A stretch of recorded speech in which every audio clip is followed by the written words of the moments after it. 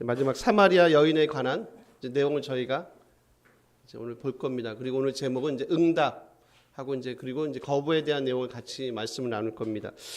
저희가 이제 한 3번에 걸쳐서 이제 사마리아에 관한 여인에 관한 얘기를 봤는데 이걸 보면서 느끼시는 게 이제 뭐가 있으셨는지 모르겠지만 저는 이제 뭐가 느껴지냐면 놀란 소위 말하는 반전의 스토리가 많이 느껴져요.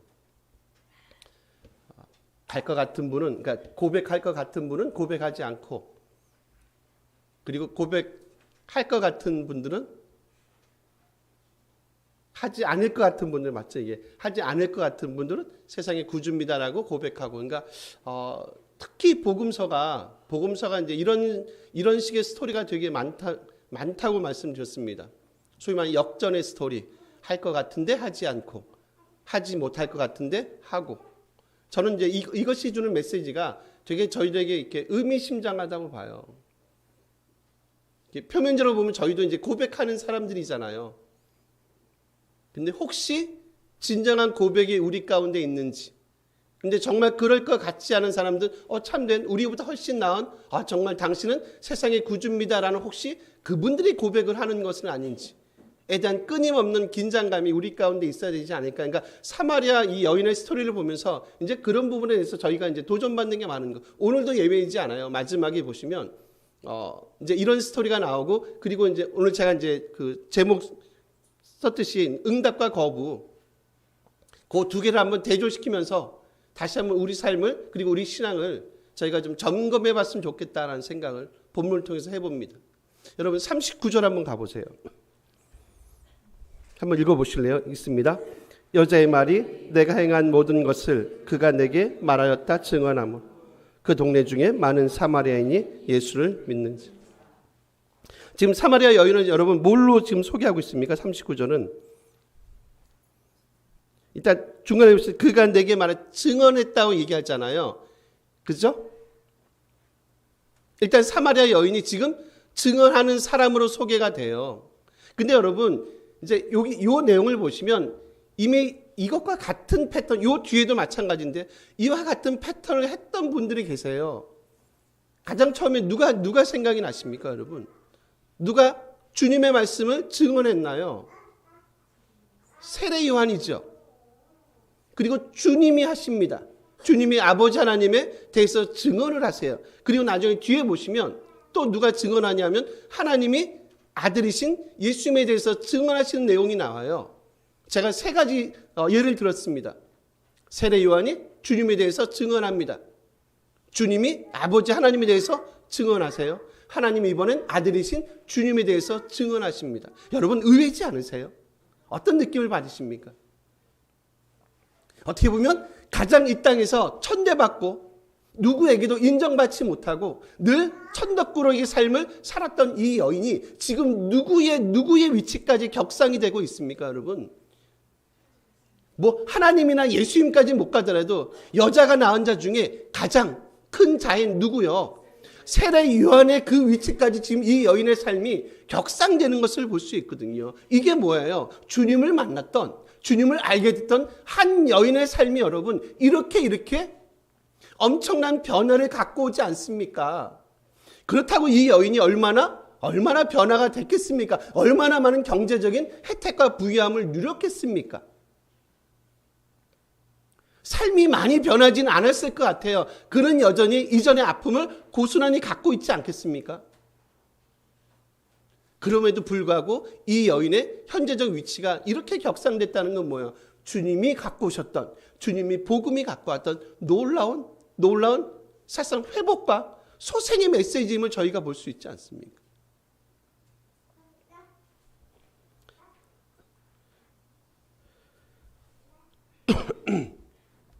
저는 사마리아 사람들 볼 때마다 이제 저 같은 사람들은 이제 이런 메시지 되게 좋아해요.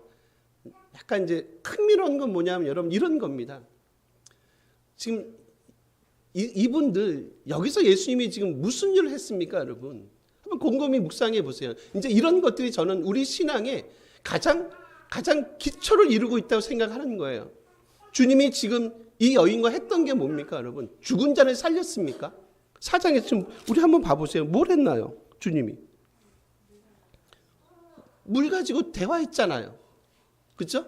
남편 갖고 대화했잖아요. 엄청난 기적과 이정을 이 땅에서 행하지 않으셨어요. 그렇죠? 근데 본문은 뭐라닙니까? 이 여인이 믿었을 뿐만이 아니라 지금 이 사마리아 마을 전체가, 마을 대부분이겠죠. 마을 사람들이 많이 믿기 시작했다고 얘기하지 않나요? 여러분 그게 뭘 갖고 오나요? 결국 그들이 믿게 된 그 동력은 뭐냐는 거예요. 동력은 뭐냐는 거죠. 동력은 뭡니까, 여러분? 여인이 말했던 그 말과 자기들이 들었던 주님에 대한 말씀 아닌가요? 엄청난 기적과 이적이 지금 이 동네에서 벌어진 게 아닙니다.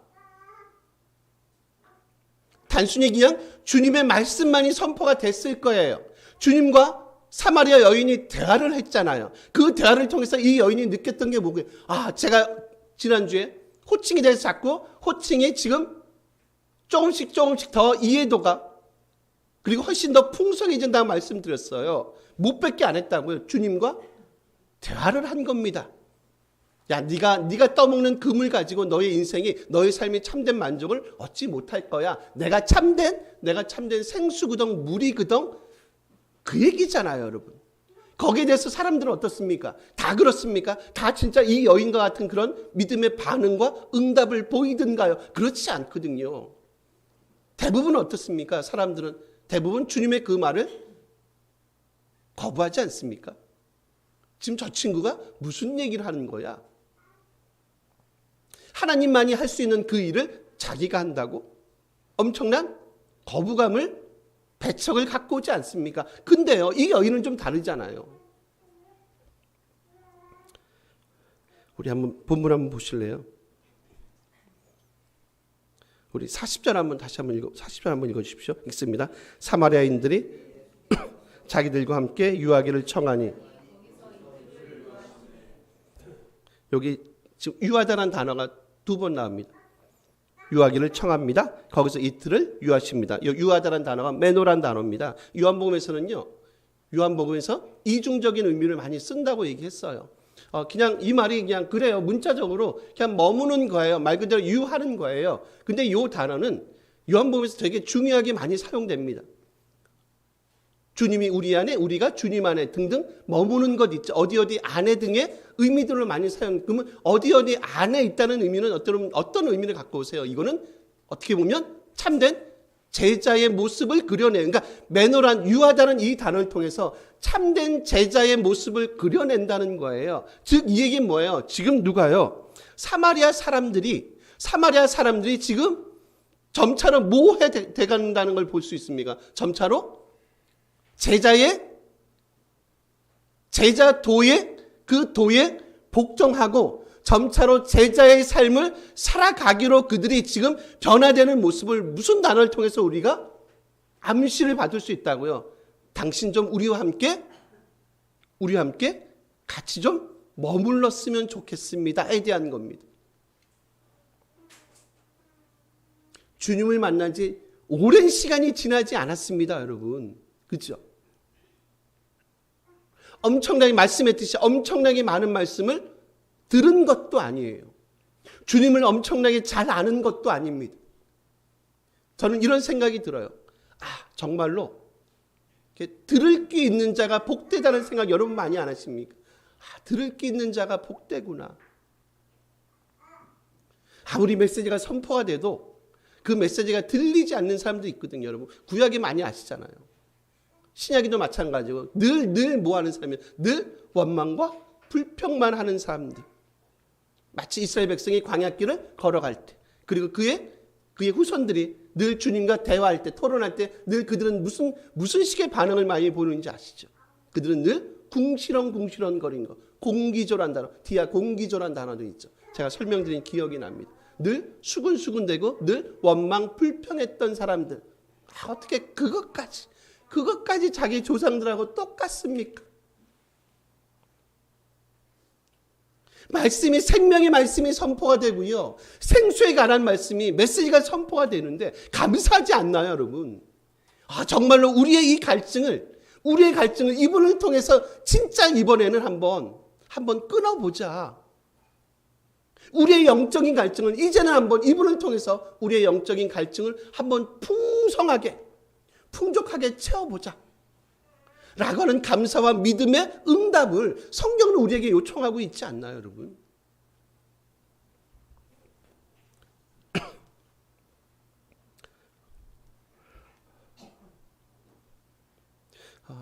여러분 42절 한 번만요 읽어주실래요? 42절입니다. 읽습니다. 그 여자에게 말하되 이제 우리가 믿는 것은 내 말로 인함이 아니니 이는 우리가 친히 듣고 그가 참으로 세상의 구주신 줄.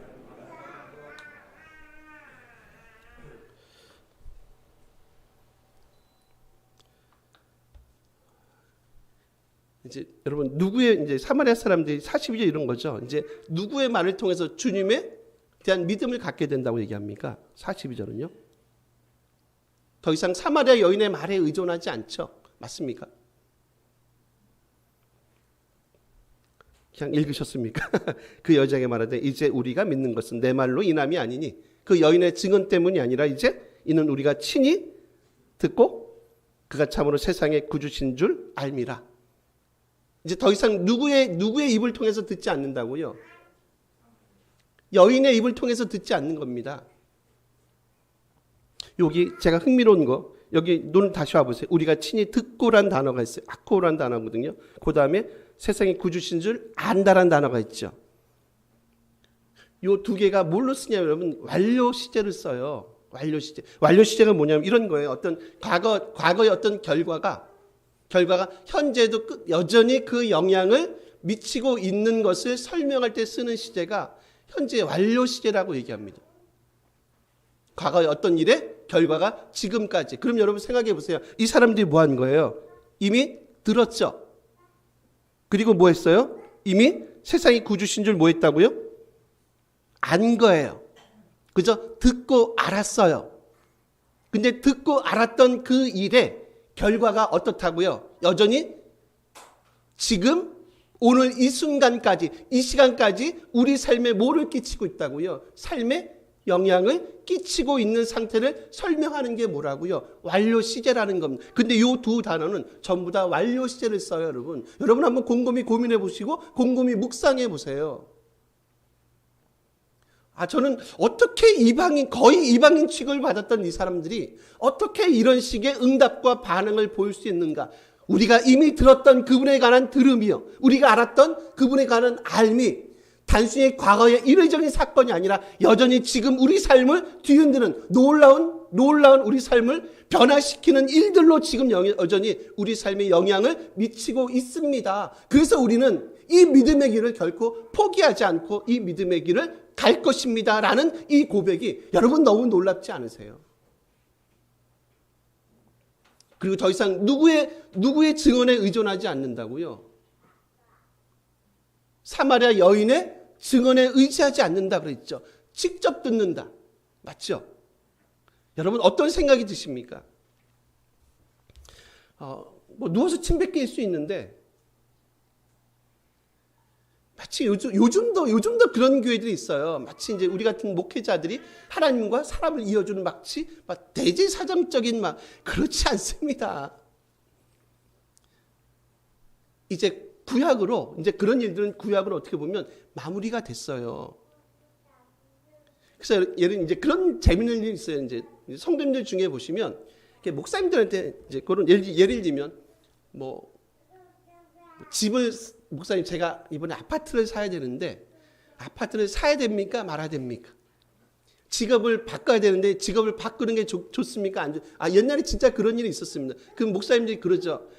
일부 분이세요. 그럼 집사님, 장로님 제가 기도해 보겠습니다. 그래서 아파트 살지 말 것인지를 내가 그런 거 있잖아요. 아파트 살지 말지는 혹시 잘 아는 지인 부동산 하시는 분이 있으면 그분한테 물어보세요.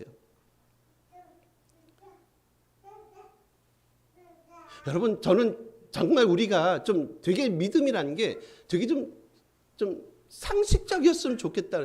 주님이 우리가 아파트 사는 물론 그럴 수는 있어요. 특별하게 그럴 수는 있다고 봐요. 진짜 특별한 거. 근데 이 특별한 거를 마치 보편적으로 그러니 하는 일반화시키는 것은 좀 안 했으면 좋겠어요. 진짜 마치 사도 바울에게 만났던 것처럼 특별한 케이스에 그분을 만났잖아요. 누구나 다 사도 바울 같은 그런 주님과의 만남을 경험하지 않거든요. 그렇지 않으세요? 잘하시는 부동산을 잘하시는 지인한테 찾아가서 여러분 충고를 들으십시오. 지금은 때가 아닙니다. 마치 목사님들이 부동산도 잘 알고 집도 잘 알고 세상의 모든 이치를 기도만 하면 다 능통한, 세상에 그런 건 없어요. 그러면 이제 거의 우리가 어떻게 되냐면 우리가 거의 주님이 되는 거예요, 여러분. 그렇지 않습니까? 우리가 무슨 무당입니까? 점쟁이세요, 여러분. 그렇지 않다는 말이야. 42절을 통해서 여러분 한번 느껴보세요. 이제 우리는 더 이상 당신의 말이 아니라 우리는 주님의 말을 듣고 우리가 믿음을 가질 거야 라고 말하지 않습니까? 이제 누구도 필요 없는 거예요. 중간에 뭐 목회자 그런 걸 권위를 무시하고 그런 얘기 하는 거 아니에요. 이거 그럼 우리 목사님 없어도 되겠네. 그런 얘기 하는 거 아닌 줄은 아시죠? 그 정도 지각이 있으신 분들이니까. 저는 제가 신약을 전공을 했다고 얘기합니다. 제가 학교 다닐 때, 신학교 다닐 때, 개인적으로 이렇게 역사학이 너무 재밌더라고요. 교회사 같은 게 되게 재밌어요. 교회사가 원래 역사가 재밌잖아요. 재밌어서 이제 제가, 이렇게, 혹시 나중에 내가 유학 갈 기회가 생기면 교회사를 좀 전공을 했으면 좋겠다라는 생각이 했었는데, 어느 순간에 이제 그 생각이 드는 거예요. 그냥 교회사도 좋은데, 진짜 성경의 얘기를 듣고 싶은 거예요. 교회사를 통해서 다른 걸 통해서 듣는 게 아니라 진짜 어떻게 하면 내가 주님의 말씀을 그냥 직접 한번 내가 직접 접할 수 있을까라는 생각이 제 마음속에 신학교 다닐 때 들더라고요. 그래서 전공한 게 신약이세요. 교회사는 여전히 지금도 재밌지만 그래 주님의 말씀을 내가 한번 직접 성경을 통해서 한번 들어보자. 누구의 얘기 누구를 통해서 듣는 게 아니라 그래서 신약을 전공하게 됐고 지금 생각해 보면 무슨 생각이 들면 신약을 전공하길 일단 재밌어요. 재밌고 잘했다는 생각이 들거든요. 요 부분을 정리해 볼게요. 그분들이 주님과 함께 머물기를 청합니다. 단순히 물리적인 머물의 단계를 넘어서서 이거는 어떻게 보면 제자의 내지는 제자도의 한 형태임을 제가 말씀드렸어요. 매너란 단어가 뜻이 그렇습니다.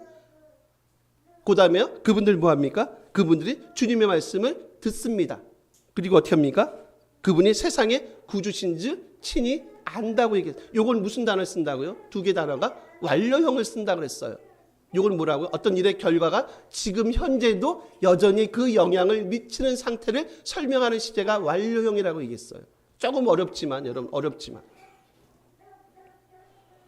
우리가 과거에 믿었던 그 주님, 과거에 우리가 만났던 그 과거의 그 시간 속에만 우리가 머물러 있으면 안 되겠다. 여전히 과거에 내가 만났던 그 주님은 여전히 지금 우리 삶에, 이 공동체 삶에, 우리 조국교회 삶에 여전히 영향을 미치는 놀라운 회개와 회복과 갱신의 사건으로 우리 삶을 가득 채우는 일들이 우리 가운데 있다면 이분들이 경험했던 그 주님에 대한 온전한 이해가 역시 우리에게도 동일하게 주님을 만나는 놀라운 회복의 은총과 기회를 우리가 동일하게 맛보지 않겠는가.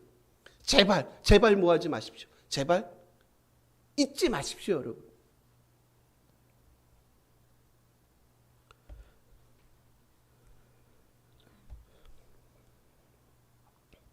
여러분 이 하나만 잠깐만 그 단어를 하나 설명.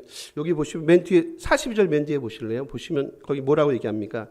호칭 그가 참으로 세상의 구주신 줄 알미라 얘기하죠. 이 구주란 단어가 여러분 요게 구약적 배경도 있고요. 그리고 구약에 이렇죠. 하나님을 설명할 때 내지는 여러분 사사 있잖아요. 구약의 사사들을 보통 구주 소테르란 단어를 쓰는데 사사들을 언급할 때 이 단어도 같이 써져요. 하나님을 당연히 언급할 때 하나님은 세상의 구주십니다. 그 사사를 언급할 때 우리 오후에 최 목사님 삼손 사사죠. 어떻게 보면 실패한 사사일지 모르지만 삼손 그 당시 사람들 이 삼손도 역시 우리를 예를 들면 이방인의 압제에서 뭐 죄에서 우리를 구원해 줄 사사, 구세주야, 구주야, 소테르라고 이제 얘기한다는 거죠.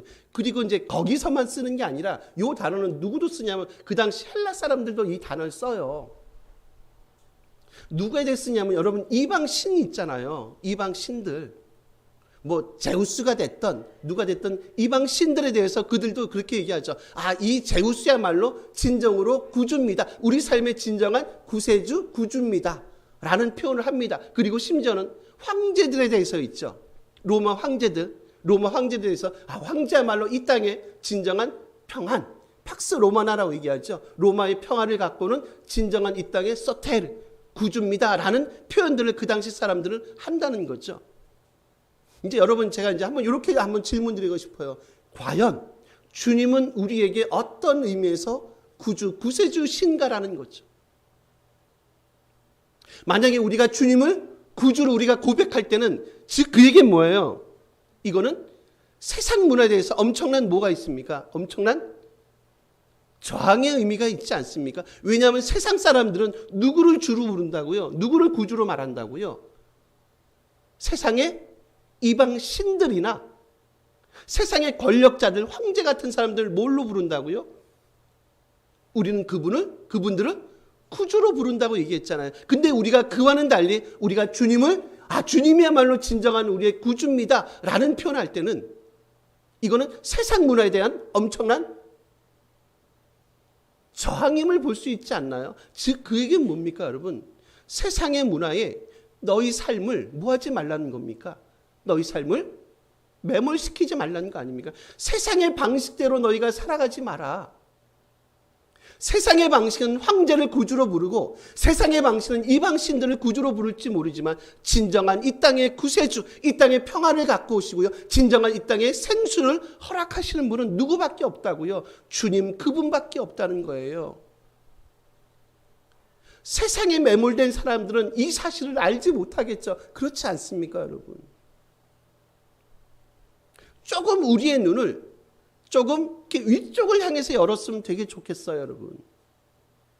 우리는 더 이상 세상과 동거동락하는 자들의 삶을 이 땅에서 살아내지 않습니다.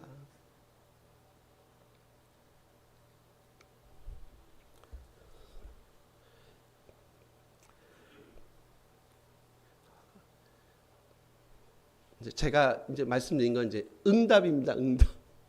거부를 잠깐 여러분 44절 45절 두 절인데 요건 같이 한번 읽어볼까요? 44, 45 읽습니다. 친히 증언하시기를 선지자가 고향에서는 높임을 받지 못한다 하시고 갈릴리에 이르시매 갈릴리인들이 그를 영접하니 이는 자기들도 명절에 갔다가 예수께서 명절 중 예루살렘에서 하신 모든 일을 보았습니다. 여러분 44, 45절 한번 이렇게 뉘앙스만 느껴보세요. 어떤 뉘앙스 같으세요, 여러분? 그러니까 응답입니까? 거부입니까? 어떠십니까? 44절 보세요. 44절 있어요. 선지자가 고향에서는 뭐 하지 못해요? 높임을 받지 못한다고 얘기해요. 느낌이 별로 안 좋으시죠? 근데 이제 문제는 뭐냐면 갈릴리인들이 그를 영접한다라고 얘기해요. 그리고 하신 모든 뒤에 보시면 예루살렘에서 하신 모든 일을 보았습니다라고 얘기해요. 여러분 그 밑에 한번 가보실래요? 48절 한번 요거 한번 같이 연결해 보세요. 48절 밑에입니다. 읽어볼게요. 있습니다. 예수께서 이르시되 너희는 표적과 기사를 보지 못하면 도무지 믿지 아니하. 어떤 느낌 받으세요? 지금 45절에서 그들이 모든 일을 보았다라고 얘기하는 게 여러분 되게 긍정적이세요? 아니면 되게 부정적이세요? 부정적입니까? 긍정적입니까? 어렵나요? 여기 보통 이게 영접하다라는 단어 쓸 때 이제 데코마이라는 단어 쓰는데 이게 보통 그러니까 주님을 내가 구세주로 영접합니다라고 할 때 이 데코마이라는 단어를 쓰지 않아요. 여기서 사용된 그 단어를 쓰지 않으세요. 보통 람바노라는 단어를 쓰거든요. 근데 여기서는 데코마이라는 단어를 써요. 즉 그 얘기 뭐냐? 이들의 영접은 되게 피상적이고 조건적이라는 얘기예요. 그래서 앞에 44절에 뭐라 합니까? 선지자가 고향에서는 높임을 받지 못한다는 얘기를 탁 던지는 건 뭐냐면 그들의 영접은 뭐예요? 그냥 뭐 했기 때문에 주님께서 행하셨던 많은 일들을 뭐 했기 때문에 봤기 때문에 그러니까 어디에 늘 마음이 있는 사람들이에요? 보는 것, 현상들. 아까 위하고 좀 다르지 않으세요? 42절하고 다르지 않으세요? 사마리아 사람들이 고백했던 우리가 친히 뭐라고 얘기합니까? 두 단계 얘기해. 우리가 친히 듣고 그리고 구주신 줄 안다. 듣고 알았다. 요 밑에는요. 모든 일을 보았음에서 끝나버리거든요. 즉 뭐예요? 그들은 뭐예요? 그들은 늘 뭐를 갈구합니까? 늘 가시적인 거 있잖아요. 보이는 것들, 현상들, 이적들, 기적들, 눈먼 자가 눈을 뜨고 앉은 베이가 일어나 하는 것들만 뭐지? 영접을 하지만 진정으로 그 영접 자체도 주님에 대한 진정한 신앙 고백이 아니라는 거예요. 뭐라고요? 그냥 조건적이고 피상적인 받아들임. 그래서 제가 한번 이런 말장난 한번 해볼게요. 그들은 영접하지만 하나님께 뭐 하지 않는지 아십니까? 영접하지만 영광을 돌리지는 않습니다. 영광을 돌린다는 얘기는 뭡니까? 여러분? 진정한 이건 신앙 고백 아닙니까? 영접하지만 영광을 돌리지 않습니다. 왜냐하면 그들은 뭐 하지 않기 때문에요. 믿지 않기 때문입니다. 뭐를 통해서 믿음이 가능하다고요? 주님의 말씀을 듣는 것. 결국 그를 통해서 주님에 대한 진정한 신앙 고백이 나올 수 있다는 것을 저희가 사실상 볼 수 있거든요.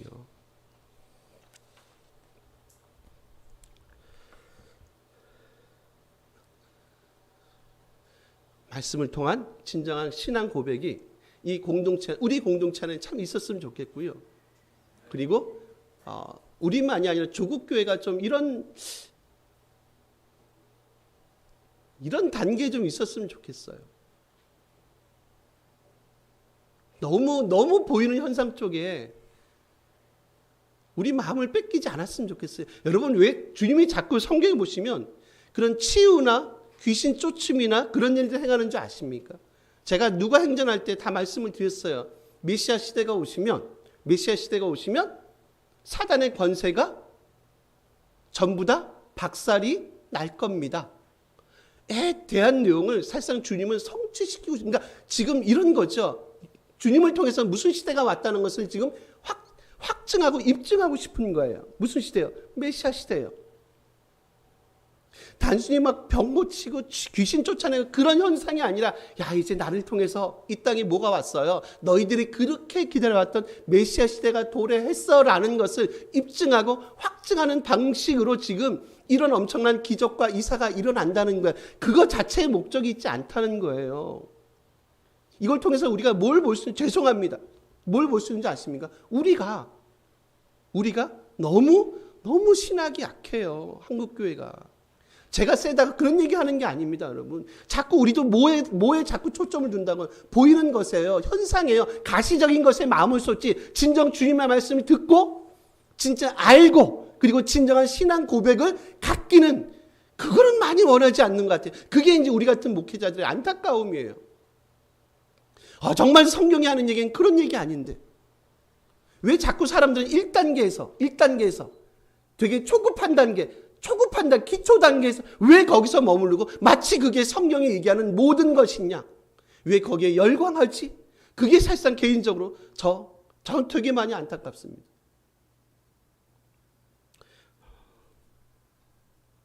말씀을 듣고 온전히 그분만이 진정한 우리의 구주입니다라는 그런 암과 고백이 우리 가운데 있었으면 좋겠습니다. 상어는 2km 밖에서 그 피가 한 방울 떨어지잖아요. 피가 한 방울 딱 바다에 떨어뜨립니다. 그럼 2km 밖에서도 그 피 냄새를 맡을 수 있다고 얘기합니다. 그 정도로 후각이 아주 발달된 놈이 상어래요. 제가 그 뒷얘기 잘 몰라요.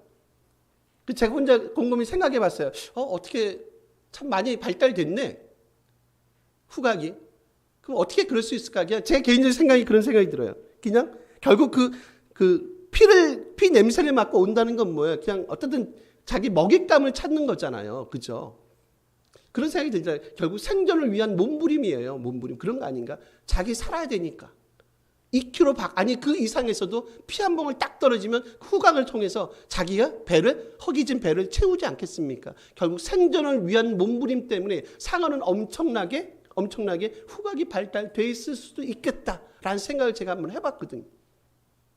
마지막 설교를 마무리하면서 여러분이 도전식 한번 드리고 싶어요. 과연 우리는 주님을 향한 이런 생존에 대한 처절한 몸부림들이 우리 가운데 있는지, 우리는 여전히 그냥 그렇고 그런 삶을 지금 살아내고 있는지, 마치 우리는